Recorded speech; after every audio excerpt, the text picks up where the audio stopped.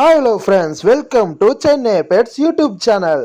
Hi friends, இன்றைக்கி நம்ம ஷாப்பில் வந்து பார்த்தீங்கன்னா நம்ம ஷாப் வந்து எல்லாருக்கும் தெரியும், crunch and roll and vista automation tech நம்ம எம்ஆர்நகரில் நம்ம ஷாப் இருக்குது.